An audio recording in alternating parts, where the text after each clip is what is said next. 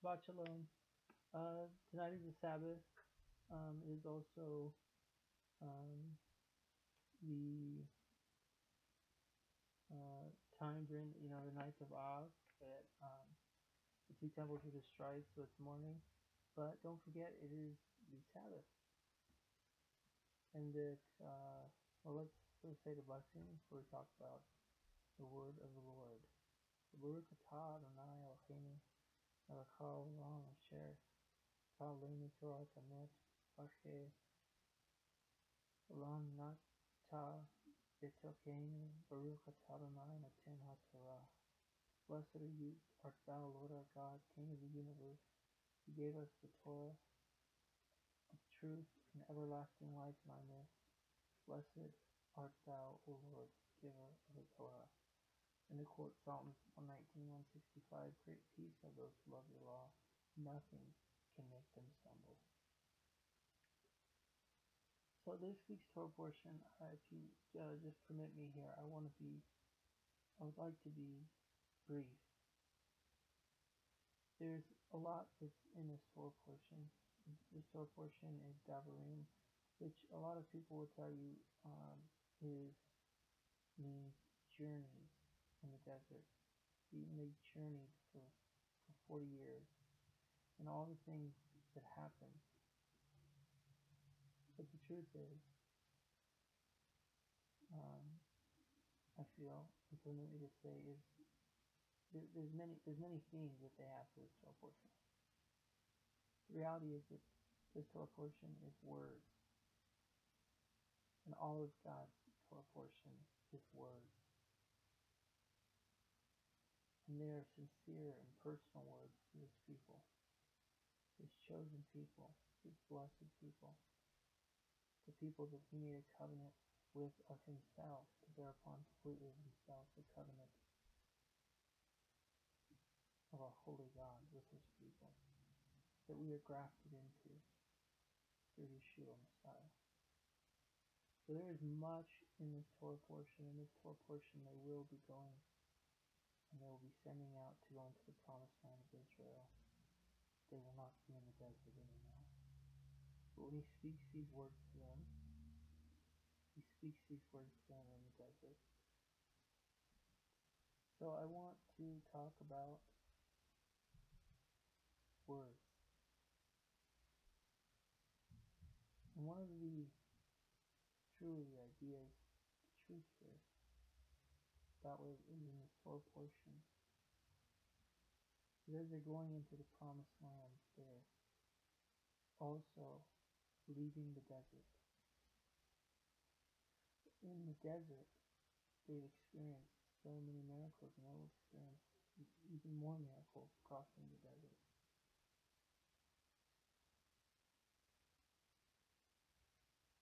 In the desert, there's this idea of manifestation, that are imagination and reality. So these two ideas of imagination and reality. Let's go back to the Garden of Eden. God had taken His words, and He had created everything. In Hebrew, I believe the actual words to mean I will create from speaking is abara kadabra.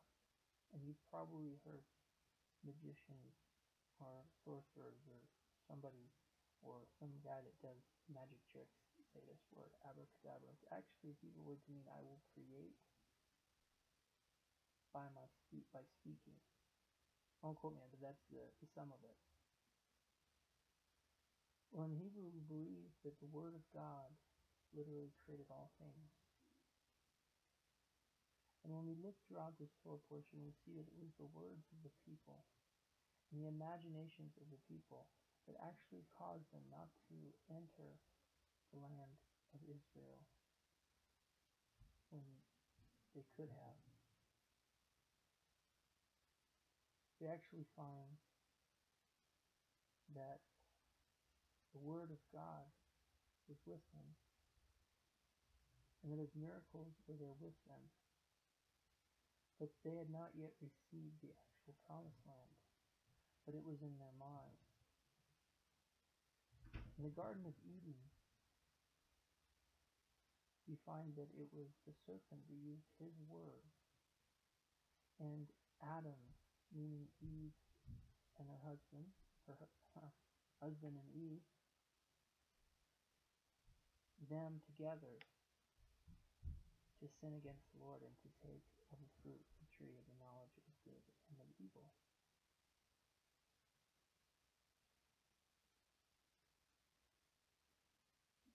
Not too much is actually said about this story, unless those things are not true. Majority of people's lives today do not know the contents in any of the great depth that I would like to share with you now. I have something to say that actually it's true that, and of course it is true. Absolutely, it's true that there was a serpent in the garden, and it walked and it talked. And this animal was called a nakash, and it was the most subtle and crafty of all the creatures, meaning it was very intelligent. And when he argued this, when he presented his questions, his arguments for why Eve should take of the fruit, he said, "Did God really say?" Now they know that he said. They had a relationship with God. They walked with God in the garden. God gave them all of these things, and when he had given them things, he had challenged the actual commandment that God had first given to mankind. He said, take of the fruit of the garden. Pleasure, live in this pleasure, have this pleasure, eat this food, enjoy the garden, and keep it, and work in it, keep it and have dominion over it. He gave it to them. So he above all things, it says that God desires that you would prosper, even as your soul prospers.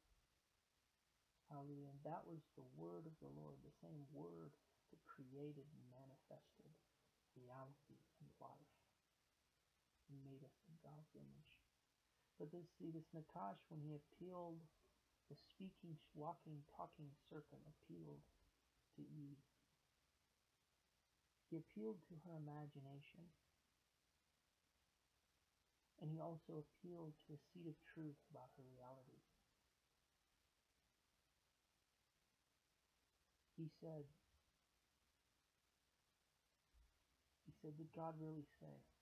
Because you see, when God first made man, he let him alone in the garden with the animals. And he let him name all the animals, and he spent time with the animals, and no helpmate was found for Adam. And then God took Adam and laid him down and put a deep sleep over him, and he made Eve his helper, and to taken a rib out of his side. And he made a helpmate for him. And so she would have been very aware of the human instincts that the very flesh instincts, like animals, the flesh instincts that Adam had before he had his completeness, before he had his helper, he had his greatest gift on the planet, a relationship with God and his wife, his oneness. And she would have known, he probably would have told her what it was like. And they would have been very connected and innocent with their fleshly nature.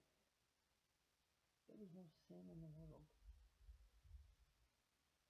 And so when he said this to her, and she saw that it was good for intellectual, for flesh, for pleasing fleshly, and for honor, when she looked at it, and because she was speaking to the craftiest walking, talking animal that says these words that were appealing to the human fleshly side, that they would have spent a lot of time with. They would have said, well, the argument was really, why would God say that? Didn't he make you to want to enjoy this? Isn't there the truth of this pleasure in yourself? And the word of God is true. It's for the imagination of men's hearts. After the fall is continually evil. See, God, and it's true. I know it's true in my own life. But here, they're entering into the promised land from the desert. And they didn't commit these sins. They weren't the generation that this was actually caused. It caused the wandering in the desert for 40 years and died off. They're the children. So why is it that we're hearing about these journeys?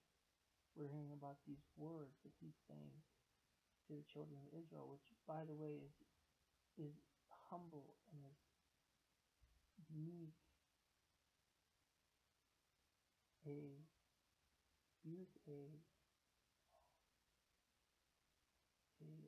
frank,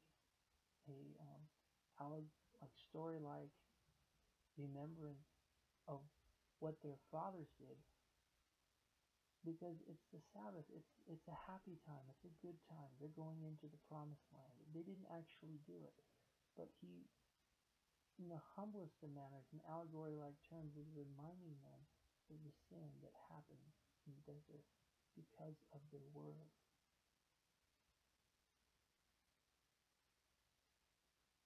And in the desert, in this time, there's so much imagination of what the promised land is going to be like, what the holy temple in Israel is going to be like, what it's going to be like when Messiah finally comes. This whole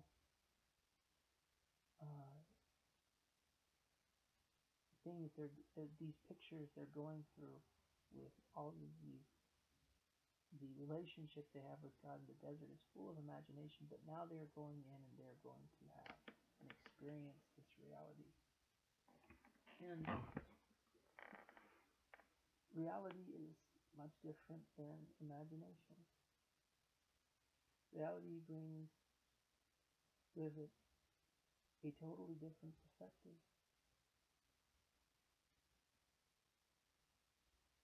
So now we look at in this Torah portion, you find that there's rebukes in this Torah portion for the sins that Israel's committed against God. And the Lord does rebuke us because he loves us. Moses is giving this rebuke because he loves us. You know, the one that the Father loves, he chastises. He doesn't chastise us to kill us. We've already done that because of our sin, because of our Father's sin.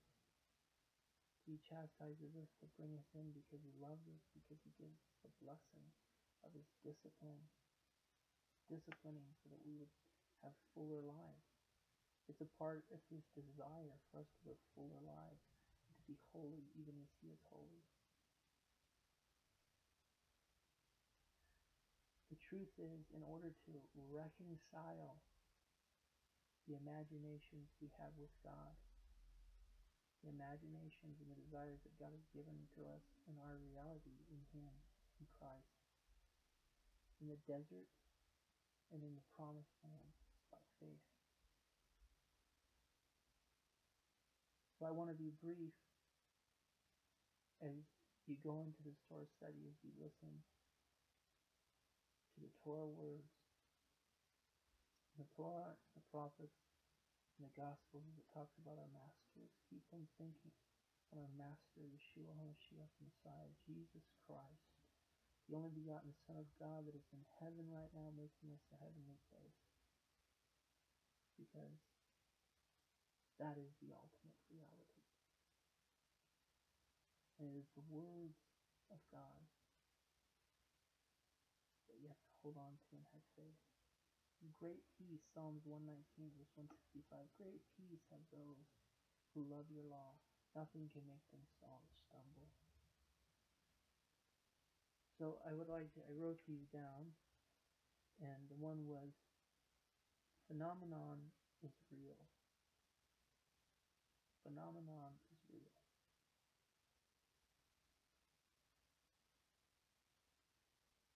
Phenomenon is something that happens in reality that we don't quite understand. It's a phenomenon. It's phenomenal. It's like indescribable. I've yet to see a person who can make dirt, but yet the Word of God created the dirt. He made man of the dust of the ground with his words and then breathed him in the breath of life. That's phenomenal. The very Word of God was made flesh. That's phenomenal, and it's real.